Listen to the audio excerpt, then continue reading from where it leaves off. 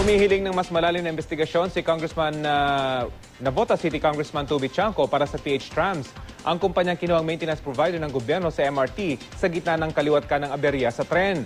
Ang kampo naman ng dating general manager ng MRT kinuwestiyon ng basehan ng kongresista sa pagsasabing ang PH Trams ang dapat sisihin. Balitang hatid ni Cara David. Pasado alas 5 ng umaga, muling nagkaaberya sa MRT EDSA Shaw Station.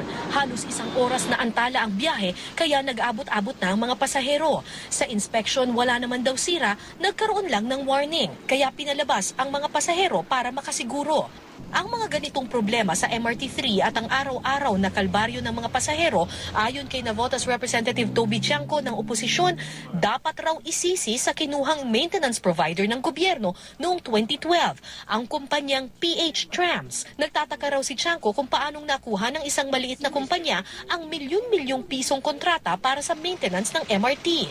675,000 pesos lang daw kasi ang paid-up capital ng PH Trams, gayong mahigit 500 milyon ang kontrata.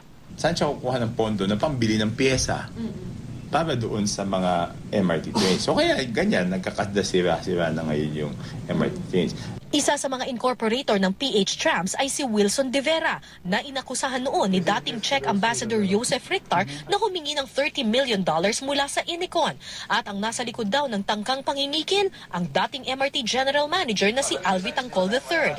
Dati nang itinanggi ni Vitangcol at De Vera ang aligasyong pangingikil. Pero ayon kay Chanco, dapat raw ay may mas malalim na investigasyon sa PH Trams kung saan dating konektado si De Vera. So bakit sa tingin ninyo nanalo itong PH Trams? Ay, syempre, obviously, because kamag-anak ni Vitangcol yan and because of the connections of Wilson De Vera, who is a Liberal Party member. Sa isang text message, kinuwestiyon ng abogado ni Vitangcol na si Attorney Arthur Tan ang basihan ni Chanco para sabihing PH Trams ang dahilan kung bakit maraming aberya sa MRT3. Kung meron man daw, dapat sabihin ito ni Chanco sa publiko. Ilang buwan nang natapos ng NBI ang isinagawa nitong investigasyon ukol sa umano'y pangingikil, pero hindi pa ito isinasa publiko hanggang ngayon. Ayon kay Justice Secretary Laila De Lima, na isumite na ito kay Pangulong Aquino. Baka hindi lang nagkakaroon pa ng time na talagang tingnan yon, no?